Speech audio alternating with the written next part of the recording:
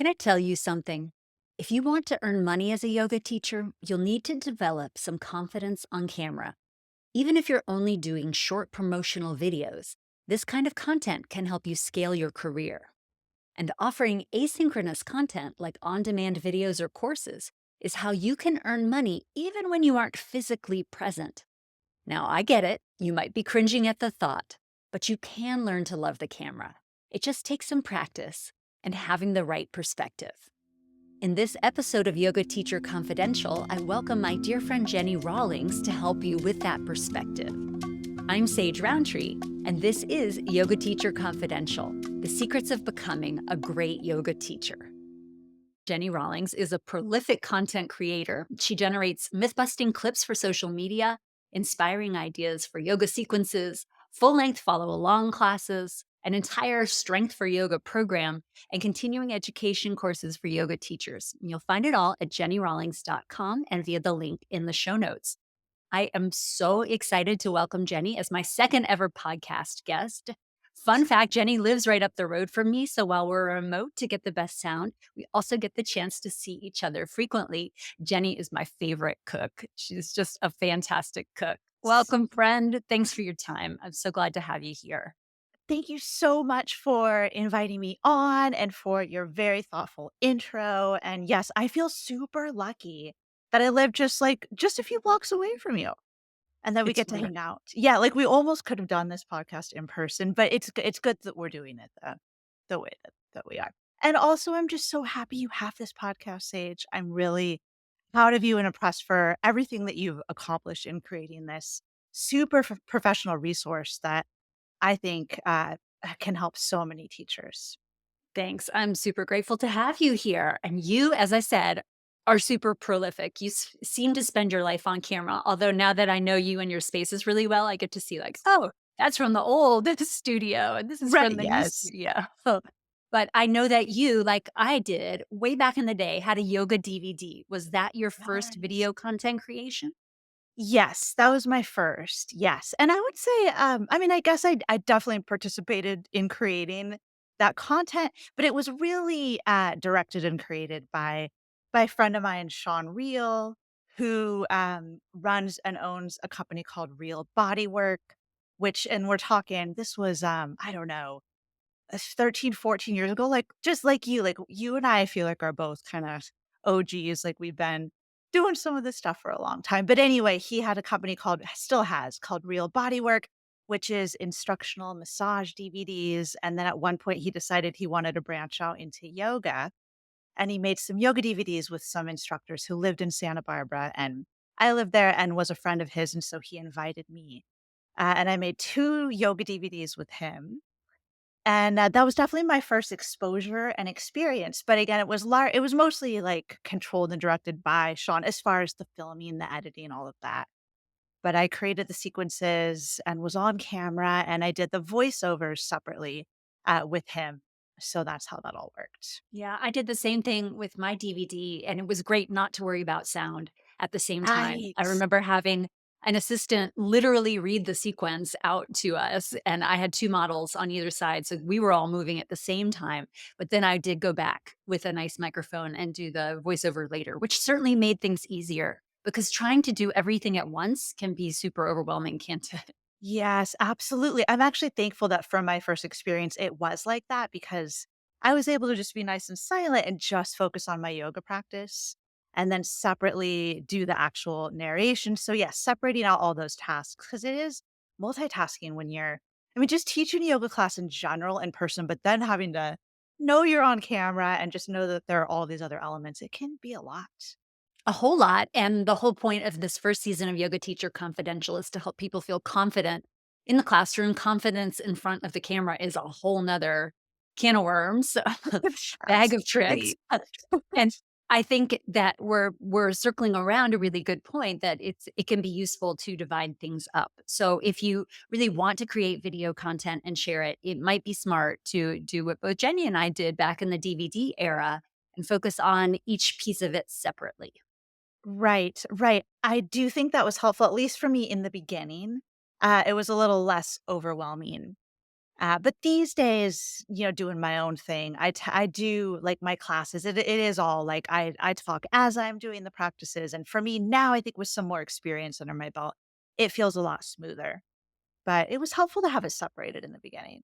Yeah. So, when and how did you make the leap then into creating everything by yourself? Right, right.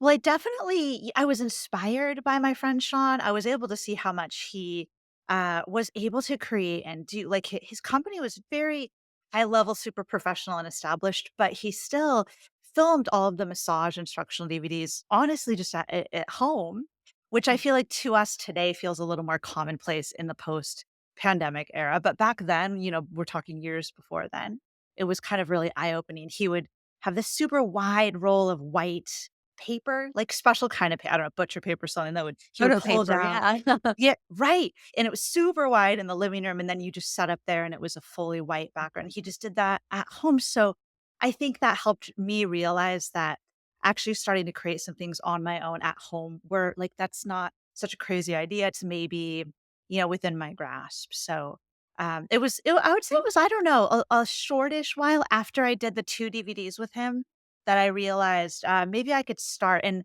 I know I mean, even today, the quality of what I create, I'm happy with it, but I know that it is not super high-end, super professional, but I feel like it's fine for my purposes, but back then, when I look back, I can even like, I feel like I do things a lot better now. But everyone has to start somewhere, right? Absolutely. So when you started, was it already the shoot with your phone era, or were you using a digital camera? Great question. The very first thing I did was this online course I created. I think this was back in like 2014, and I did do it on my phone without a wireless mic. Oh, So just again, it was just, start small, start low, start with what I had, and it was fine.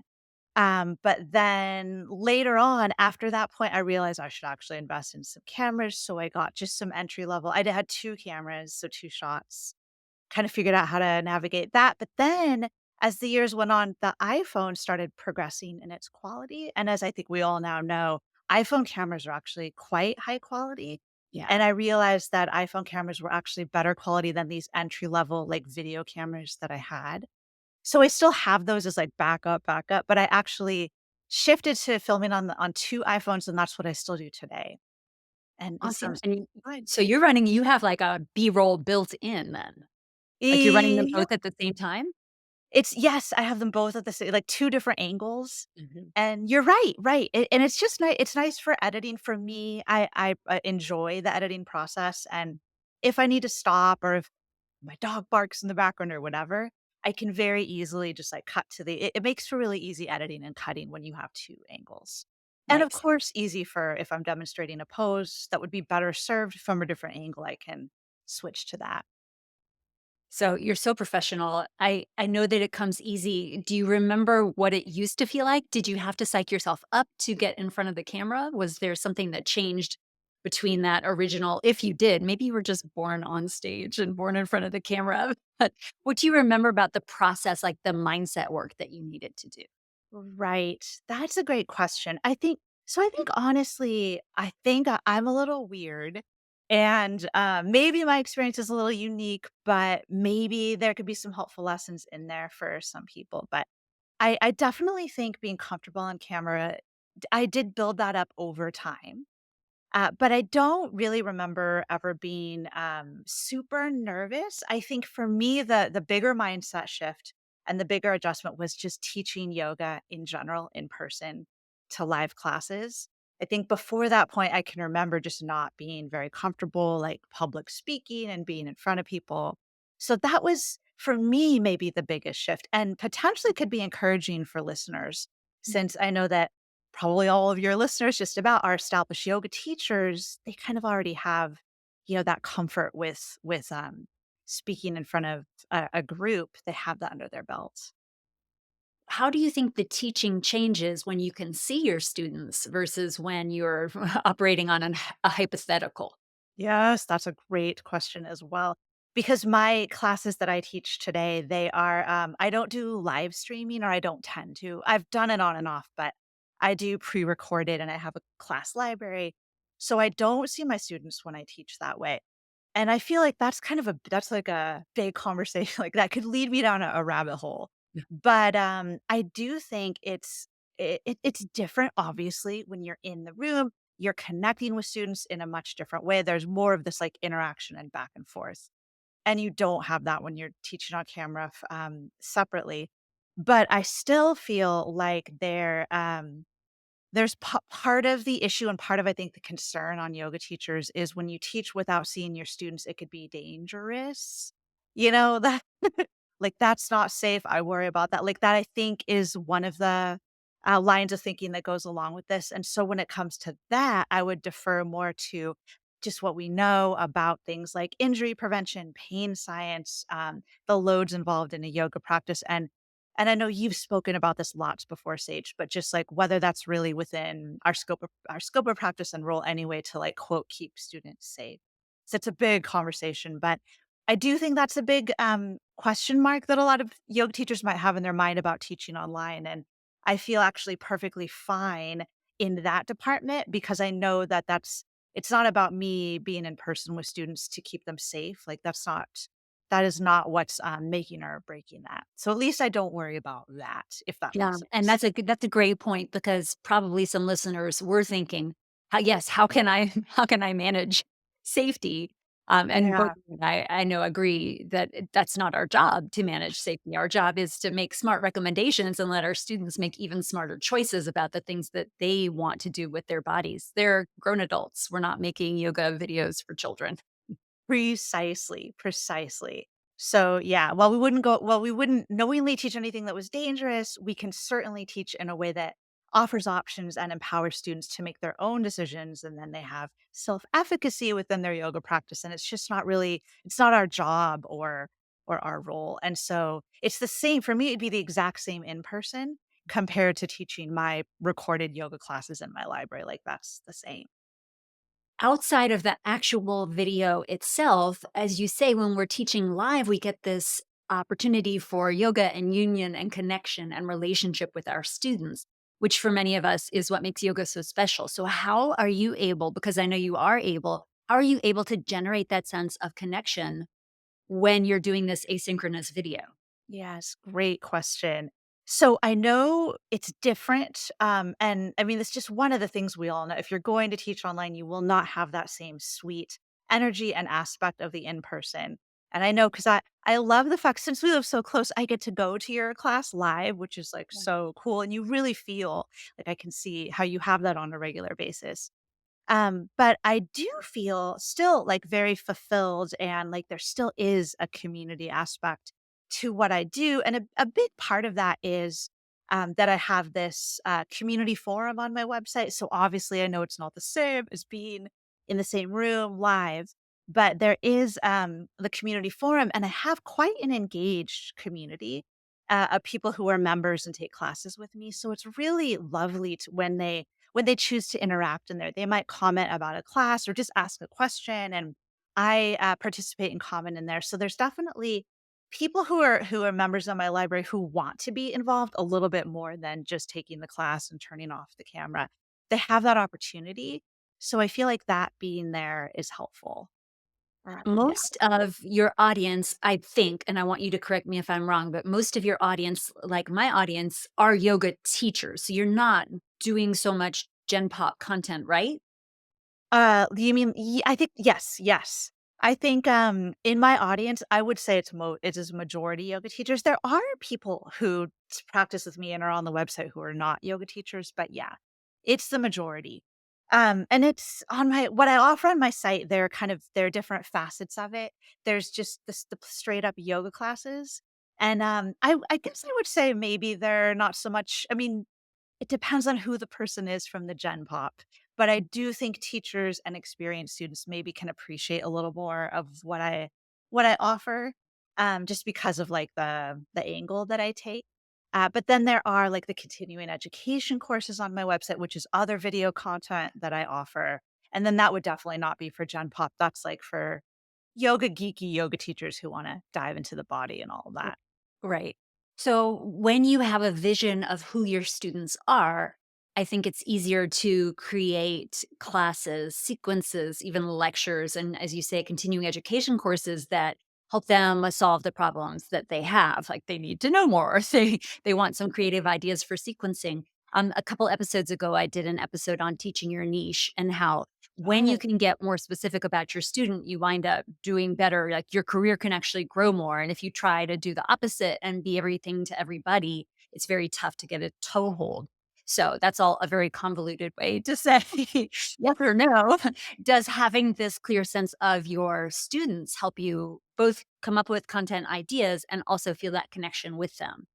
yes, absolutely. And I'm really glad you brought that up and that that's something that you speak about because I definitely feel like for any yoga teacher, just wanting to teach in general, but especially to step into the online realm, I very much agree with you that it can be so helpful to niche, to have a niche, identify what that is, and really picture in your mind who your specific student is. Because just like you said, the yoga world is huge. Like it's kind of innumerable the amount of yoga teaching and online yoga teaching that's out there. And I think that's wonderful.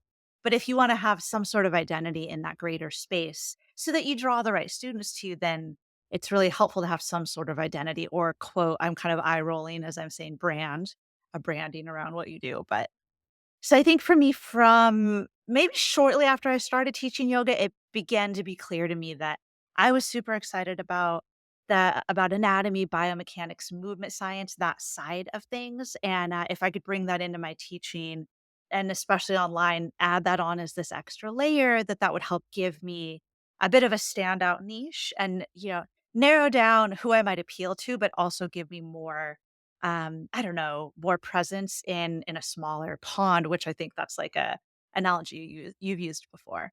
But I Mhm. do think that's been helpful for me, as far as connecting. Yeah, clear sense of your audience, of your ideal customer avatar, as they Yes. would say in marketing, but it does. It Yes. helps to know whom you are serving and whom you are guiding, so Right. that you can elevate them as a hero. All right, Yes. so part of good teaching is opening up, like being human, and being human can sometimes mean being a little bit vulnerable. It does not mean having no boundaries as a yoga teacher or like being best friends with your students. And it doesn't need to, need to mean opening yourself up to the trolls. That said, when you are teaching in an online space, I imagine you get some comments that are less than savory. And does that affect your confidence? And if so, how? And if not, how do you keep it from doing? Right, right. That's a great question too. And when I said earlier that I feel like I'm a little weird, and so sometimes some of what I'm sharing may or may not be the right advice for everyone, I feel that for myself, I've kind of always been a relatively thick skinned person. And I often just kind of have in my mind that image of water off a duck's back, or when it comes to that type of stuff. So I feel lucky, while I'm certainly open, like, within the context of my website membership and classes, I'm open to any sort of feedback people would like to offer, that's why we have the forum. Honestly, it's rarely the case that anyone has come up with, like, criticism within that like, who are my current members, but if they did, I would definitely be open to it and listen to it and, think about it, integrate it. But I'd say that more of what I think you're kind of, talking about here for me would come in more in, like, the greater outside of my own kind of the community that I have online and my website, outside of that, more in social media and, Instagram, Facebook, all the places where I pepper out all this content. I mean, the wider that you reach out there, the more you expose yourself to negative comments, criticism, things like that. So, I think it helps me to have thicker skin and to just really remember that, none of the things that people say are personal. I mean, they don't even know me. They are making a comment based on, like, a 30-second little video clip. Like, how could they what are they even talking about? So I do try to be open, I don't wanna be an overly defensive person who is just like, "Red X, I'm not gonna look at any." I mean, people may have valid points, and I wanna be open to that, but I also feel like I can pretty quickly identify when a comment is, especially if it's on content of mine, which is kind of myth busty. I Mhm. do a lot of science-based, yoga alignment, yoga cueing, myth busting. And I definitely, receive my fair share of people who disagree, but I can pretty much tell if those commenters have really like, whether they really have a good sense of the actual scientific research on these topics that I'm talking about, or whether they're just parodying something that they learned in yoga teacher training or something they believe because they just believe it. So I'm able to discern, I think, whether someone's coming from an actual scientific thought process or more just like attached to their beliefs that haven't really been questioned. So when I see that stuff, I can kind of know when I need to give it more weight and take it more seriously, and also when, oh, this is coming from a different paradigm that I'm really operating within. So I don't need to worry about it. Does that make Yeah. sense? It makes great sense. I read years ago something called like the blue hair theory of trolls or the green hair theory of trolls. Does this I ring don't any know bells it. with you? I don't think I Right. know that. So the argument went something like this. If I said, "Oh, Jenny, you're so dumb and you look so ugly with that blue hair," you would be like, "What? My hair isn't blue." Like, Right. that's What are not you talking true, about? you know? And Yeah. therefore, since I don't believe that I have blue hair, I also then don't believe that I'm ugly and dumb when you say I am. Um, and and so that was almost like the inverse of the argument that if something really lands and you feel like particularly struck Mm. by a critique, it's because you believe something in it is true. Oh. Like, you And I believe you think, do have yeah, blue like hair. when you're really clear on your knowledge as you are, and when you're really clear on the evidence that supports your argument for why you are clear on your knowledge, then somebody saying, well, I've been told that you should never make a transition from warrior three to half moon is just going to be water off your duck's back because you know that there's Exactly. evidence saying that's perfectly fine. Right, exactly, and I have a pretty, good sense of injury prevention literature. My collaborator, Travis Paul, an exercise science professor, he's an expert on that. Like, I just feel like I've looked into this and at the research on it, so when someone just says, like, "I was taught in yoga teacher training you shouldn't do warrior 3 to half moon," and we know that's kind of a long-standing yoga no-no, but it's quite outdated by what we actually know about pain science and injury mechanisms and so much. So but it's just like there's just a big step, I feel like, or a big paradigm shift that I feel like may need to happen in order to start to see the body and the adaptability and the resiliency of the human body. In order to see that, there's like a big leap that I think has to happen. So I can, yes, it's like that blue hair, just like you said. Like, I think I can maybe tell when someone's kind of trying to say that I have blue hair when I know that I don't. Then it's just like I don't really need to take that, with too much weight. While we're talking about debunked, theories and debunked things that get passed along, we know the 10,000-hour rule, but I think that whether or not it actually takes 10,000 hours to achieve proficiency or virtuosity in something, that it's certainly true that the more time you spend on camera, the Yeah. more comfortable you will be on camera. Do you agree? Do you feel like there was a moment where you're like, "Oh, yeah, now it's just time to make the donuts, and I'm gonna get in front of the camera whether or not I feel like it?" Was there some kind of shift in your experience getting in front of the camera? Yeah, great question. Again, I'm kinda weird. So in kind of looking back and thinking about this, I don't really sense too much of, a conscious mindset shift around that, but more just putting myself on I mean, like you said, I tend to be pretty prolific, so I've Mhm. done like, an abundance of just little clips for social media, classes from my library, online courses, and through all of that, I know I've gotten, definitely just progressively more comfortable and more confident, and I'm sure I will continue to. But I don't really remember myself having too much self-doubt around, this or too many, like, mental blocks when I started. Definitely just, like, normal nerves and not being used to, what it was like to be on camera, but I think that one thing that was helpful for me and maybe helpful for listeners is just if, um if one is experiencing some hesitancy around being wanting to be on camera or worried, anxious about that, if you can make a shift from thinking that you going on camera and teaching your class or making a video, whatever it is, if you shift away from thinking that that is about you and instead place it on the value where the value really is, which is about your message, what you are trying to say, what you're trying to do to help people. Maybe it's teach a yoga class. It's like not about you, it's about your message. And I feel like when you embody that or try to embody that, that shift really helps you just, separate from this time on the camera is about me and I'm really worried what people will think or how it will come across. It's like, but it's not about that. It's about what you want to say and what your message is to help and empower and inform others. And I, Perfect. Yep. yeah, You're not the hero, you're not the star, even though it feels like it when you're doing your hair and makeup to get on camera, it feels like, "Oh, I'm the diva." No, it's not about you at all, you're the guide, and the student and the message are the star. precisely. And just like you talk about, it's like it's kind of no different from us talking about confidence on camera and what you talk about with confidence in teaching yoga.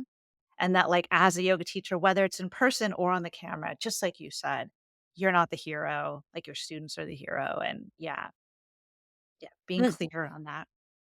perfect. Well, that is a beautiful conclusion because that is the subject of the first episode of this podcast is all about how it's not about Yeah.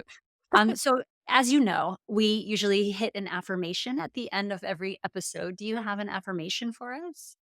The affirmation I'd like to offer as far as this topic and confidence on camera goes is your message is what matters.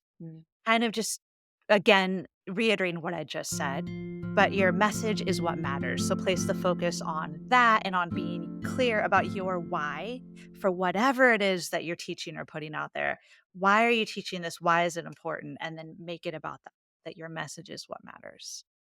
Perfect. Thank you, Jenny. I am going to put your contact information in the show notes. Anything you want to share with listeners before we say goodbye?